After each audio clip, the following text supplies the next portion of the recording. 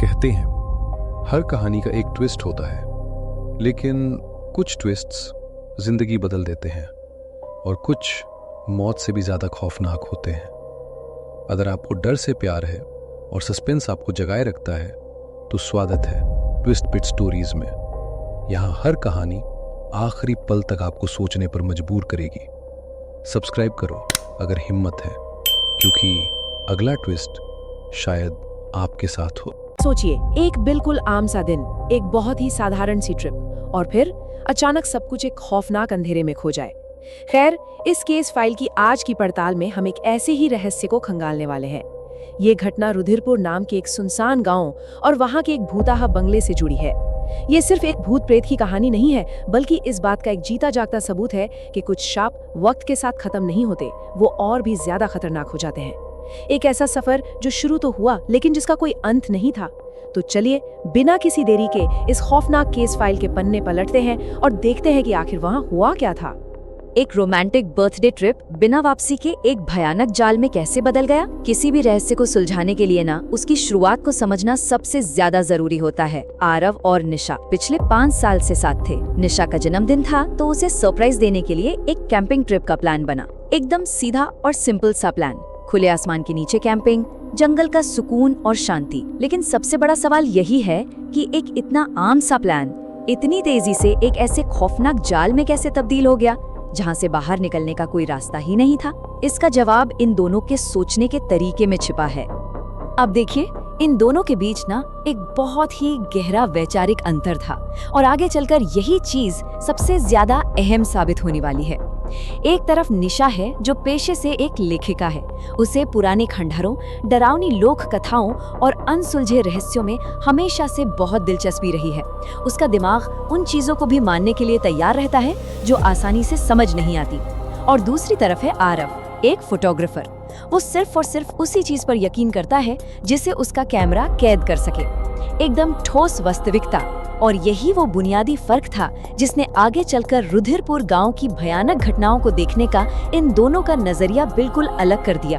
घटनाओं के बदलने की जो स्पीड है ना, वो सच में रोंगटे खड़े कर देने वाली है। शाम 4 बजे ये ट्रिप शुरू होती है और सिर्फ 2 घंटे बाद शाम 6 बजे वे रुधिरपुर पहुंच जाते हैं। सोचने वाली बात है, सिर्फ 2 घंटे में एक सामान्य सी दोपहर सीधे एक भयानक दुष्ट सपने में कैसे बदल सकती है। शाम के 6 बजे अमूमन बहुत ज्यादा रात नहीं होती, लेकिन रुधिरपुर में ऐसा लग रहा था मानो वक्त ही रुक गया हो। हर तरफ अजीब सा अंधेरा, गांव पूरी तरह से सुनसान। और फिर जैसे ही रात होती है, वो होता है जिसकी किसी ने कल्पना भी नहीं की थी। आरव का कैमरा कैंप साइट पर कुछ ऐसा रिकॉर्ड करता है जो नंगी आंखों से वहां था ही नहीं। जरा कल्पना कीजिए इस मंजर की। एक ऐसा गांव जहां दूर दूर तक किसी इंसान का नामो निशान नहीं है। बस हर घर के बाहर जलती हुई मशालें टंगी हैं। और सबसे ज्यादा डराने वाली बात, हर घर का दरवाजा खून जैसे गहरे लाल रंग से पुता हुआ था और उन पर काले रंग से कुछ बहुत ही अजीब रहस्यमयी मंत्र लिखे हुए थे। ऐसा लग रहा था जैसे ये कोई आम गांव नहीं, बल्कि कोई बहुत बड़ा तांत्रिक चक्र हो। ये नज़ारा किसी के भी दिल में दहशत पैदा करने के लिए काफी है और यहीं से निशा की बेचैनी अपने चरम पर पहुंचने लगती है। इसी खौफनाक माहौल के बीच अचानक से एक बहुत ही सीधी चेतावनी मिलती है। आरव अपनी गाड़ी से बाहर निकलकर इन डरावने घरों की तस्वीरें ले रहा था कि तभी एकदम से एक बूढ़ी औरत जो लाल रंग के शादी के जोड़े में थी, कैमरे के सामने आ खड़ी होती है। वो बुरी तरह घबराई हुई थी और उसने बहुत ही खौफनाक लहजे में कहा, बंगले से बारात निकलने वाली है, जल्दी से छुप जाओ। यह इस पूरे सफर की पहली सबसे बड़ी चेतावनी थी। अब सवाल यह है कि ये औरत थी कौन, ये बारात किसकी थी और छुपने के लिए क्यों कहा गया। इससे पहले कि कोई कुछ समझ पाता, वो औरत वहीं हवा में गायब हो जाती है, बिल्कुल गायब। उस बूढ़ी औरत के गायब होते ही जो नजारा सामने आता है, वो सच में दिमाग सुन कर देने वाला है। आरव पीछे मुड़ता है और निशा गाड़ी में नहीं है, बल्कि वो अंधेरे में एक ऐसे आदमी का हाथ थामे चल रही है जिसने दूल्हे का लिबास पहना हुआ है, लेकिन उसका चेहरे पर सहरा था और उसके हाथों से लगातार खून टपक रहा था। उनके चारों तरफ कई औरतें लाल जोड़े में खड़ी होकर अजीब से मंत्र पढ़ रही थी। आरव बुरी तरह घबराकर चिल्लाता है और तभी एक झटके में पीछे से निशा की आवाज आती है। वो बिल्कुल नॉर्मल थी। सामने से वो खूनी दूल्हा, वो औरतें, सब कुछ गायब हो चुका था। ये वो पहला पल था जब असलियत और भ्रम के बीच की लकीर पूरी तरह मिट गई थी। अब यहाँ सबसे बड़ा पेच सामने आता है। इंसान की आंखें तो धोखा खा सकती हैं, लेकिन एक मशीन का लेंस, वो क्या दिखा रहा था? जंगल में टेंट लगाने के बाद आरव निशा की कुछ तस्वीरें क्लिक करता है, लेकिन जब वो कैमरे की स्क्रीन चेक करता है तो उसके होश उड़ जाते हैं। हर एक तस्वीर ने निशा के ठीक पीछे वही सेहरा पहना हुआ खौफनाक दूल्हा खड़ा था, और वो हर तस्वीर के साथ निशा के करीब आ रहा था। लेकिन जब निशा उन्हीं तस्वीरों को देखती है तो उसे कुछ नहीं दिखता। उसे बस अपनी एक बहुत ही खूबसूरत नॉर्मल सी बॉनफायर वाली तस्वीर नजर आती है। एक ही तस्वीर, लेकिन दो अलग अलग सच्चाइयां।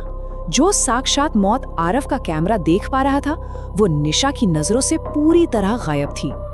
जैसे जैसे रात गहरी होती है, खौफ अपनी सारी हदें पार करने लगता है। आरव आंखों और कैमरे के इस अजीब खेल से बुरी तरह परेशान हो चुका था। वो रात को टेंट में बैठकर दोबारा तस्वीरें चेक करता है, और इस बार उसे गांव की तस्वीरों में हर उस लाल दरवाजे के बाहर वही दूल्हा खड़ा हुआ दिखाई देता है। दहशत के मारे वो अपना कैमरा ही फेंक देता है। तभी अचानक टेंट के बाहर से वही अजीबोगरीब मंत्रों की आवाजें गूंजने लगती हैं। वो हिम्मत करके बाहर आता है तो वहाँ कोई नहीं था, एकदम सन्नाटा। लेकिन जंगल के बीच मौजूद वो पुराना खंडहरनुमा बंगला अब रोशनी से पूरी तरह जगमगा रहा था, जैसे अंदर कोई बहुत बड़ा जश्न चल रहा हो। वो सन्नाटा, वो गूंजते मंत्र और वो रोशनी, सब कुछ चीख चीख कर किसी बड़े खतरे का इशारा कर रहे थे। जगमगाते बंगले के अंदर उनका क्या इंतजार कर रहा था? अगली सुबह होती है और सब कुछ एकदम नॉर्मल लगता है। ऐसा लगता है जैसे रात का वो खौफ बस एक बुरा सपना था। दिन भर दोनों ट्रैकिंग करते हैं, सब ठीक रहता है। लेकिन जैसे ही शाम ढलती है और वे वापस लौट रहे होते हैं, वो रहस्यमयी बंगला उन्हें फिर से वैसे ही चमकता हुआ दिखता है। और इंसान की फितरत ही ऐसी होती है ना कि वो रहस्य की तरफ खिंचा चला जाता है। दोनों तय करते हैं कि करीब जाकर देखेंगे, और बस इसी एक फैसले ने सब कुछ खत्म कर दिया। उस राजमहल की तरह सजे बंगले के अंदर ऐसा क्या था जिसने उनके बाहर निकलने के सारे रास्ते हमेशा के लिए बंद कर दिए? जैसे ही कदम उस बंगले के अंदर पड़ता है, वहां का नजारा सच में किसी के भी रोंगटे खड़े कर दे। सोचिए, एक विशाल हॉल जहां चांदी की थालियों में 56 भोग परोसे हुए हैं, लेकिन वहां दूर दूर तक कोई एक इंसान मौजूद नहीं है, एकदम सन्नाटा।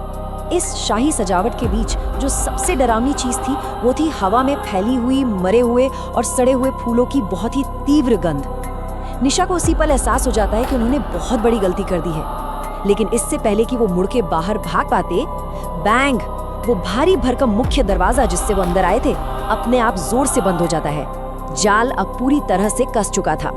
दरवाजा बंद होते ही ऊपर वाली सीढ़ियों से फिर से वही खौफनाक मंत्र गूंजने शुरू हो जाते हैं, और फिर सीढ़ियों से नीचे उतरता है वही डरावना दूल्हा जिसके हाथों में एक सूखी हुई वरमाला थी। आरव वहां से भागने की कोशिश करता है, लेकिन ऐसा लगता है जैसे उसके पैर जमीन में धंस गए हों। वो 1 इंच नहीं हिल पा रहा था। और निशा की आंखों की पुतलियां पूरी तरह से सफेद हो चुकी थी। वो अपने होश खो चुकी थी। किसी कठपुतली की तरह वो खींची हुई उस दूल्हे की तरफ जाने लगती है, और आरव के सामने ही उस रहस्यमयी साए ने निशा के गले में वरमाला डाल दी। ये वो बेबसी का पल है जब इंसान के सामने उसकी दुनिया उजड़ रही हो और वो चाहकर भी एक उंगली तक ना हिला सके। आरव अपनी पूरी आखिरी ताकत लगाकर उस दूल्हे को रोकने के लिए आगे बढ़ता है, लेकिन जैसे ही वो उसके करीब पहुंचता है, उसे उस दूल्हे का असली चेहरा नजर आता है। एक ऐसा भयानक, अधमरा और सड़ा हुआ चेहरा जो किसी भी कीमत पर इंसान का हो ही नहीं सकता था। वो कोई इंसान था ही नहीं, वो एक बेहद शक्तिशाली और शैतानी आत्मा थी। उस आत्मा ने एक ही झटके में आरव का गला पकड़ा और उसे इतनी जोर से धक्का दिया कि वो हवा में उछलकर दूर जा गिरा। और फिर आरव की बेबस आंखों के ठीक सामने उस दूल्हे ने निशा के साथ फेरे पूरे कर लिए। फेरे पूरे होते ही एक बहुत ही दर्दनाक चीख गूंजी, और फिर वो दूल्हा, वो सजावट और निशा सब कुछ धुएं की तरह हवा में उड़ गया। आरव उस घुप अंधेरे खंडर में बिल्कुल अकेला रह गया था। गांव वालों ने ऐसा क्यों होने दिया?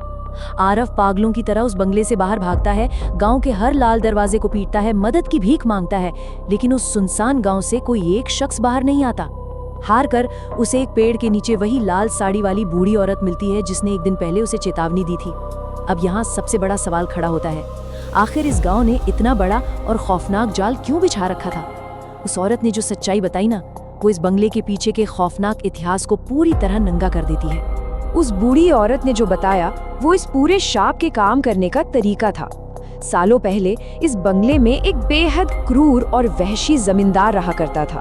उसका एक खौफनाक तंत्र मंत्र का रूटीन था। सबसे पहले वो हर महीने अमावस्या की रात का इंतजार करता था।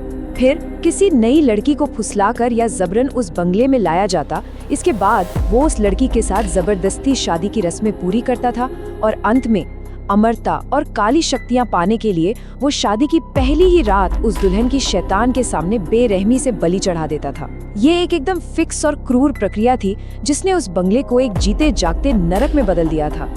जमींदार के सत्याचार से अपनी बेटियों को बचाने के लिए आखिरकार एक दिन गांव वालों के सब्र का बांध टूट गया। उन्होंने बगावत कर दी और उस जमींदार को उसी बंगले के अंदर जिंदा जला दिया। लेकिन आग ना सिर्फ शरीर को जला सकती है, पाप और बुरी शक्तियों को नहीं। उसकी मौत तो हो गई, लेकिन उसकी शैतानी आत्मा उसी बंगले में हमेशा के लिए कैद हो गई। वो आत्मा एक ऐसा शाश्वत शाप बन गई जो कभी खत्म नहीं हुआ। हर अमावस्या की रात वो जमींदार उसी बंगले में अपनी नई दुल्हन का इंतजार करता है। और सबसे बड़ी बदनसीबी ये थी कि जिस दिन आरव और निशा वहां पहुंचे, वो रात कोई और नहीं बल्कि अमावस्या की ही रात थी। और जमींदार की उस आत्मा ने निशा को अपनी अगली बलि चुन लिया था। एक बार कोई बंगले की दुल्हन बन जाए तो क्या वापस आने का कोई रास्ता है? इस सवाल के साथ ही हम इस केस फाइल के अंत तक आ गए हैं। बूढ़ी औरत के आखिरी शब्द आरव के लिए किसी मौत की सजा से कम नहीं थे। उसने बताया कि जो लड़की एक बार उस भूत बंगले की दुल्हन बन जाती है, वो कभी किसी भी कीमत पर वापस लौटकर नहीं आती। आरव अब पूरी तरह से टूट चुका था। उसकी बस एक छोटी सी जिद ने निशा को हमेशा हमेशा के लिए एक शैतान के हवाले कर दिया था। अब उसे अपनी पूरी जिंदगी इसी भयानक अपराध बोध के साथ काटनी थी। ये पूरी घटना हमें ये सोचने पर मजबूर कर देती है कि कुछ दरवाजे सच में ऐसे होते हैं जिन्हें खोलने के बाद वापसी का कोई रास्ता नहीं बचता। क्या निशा की आत्मा कभी उस शैतान से मुक्त हो पाएगी, या वो हमेशा के लिए उस भूत बंगले के अंधेरे में भटकती रहेगी? इसका जवाब शायद उस भूता गांव के सन्नाटे में ही हमेशा के लिए दफन हो चुका है।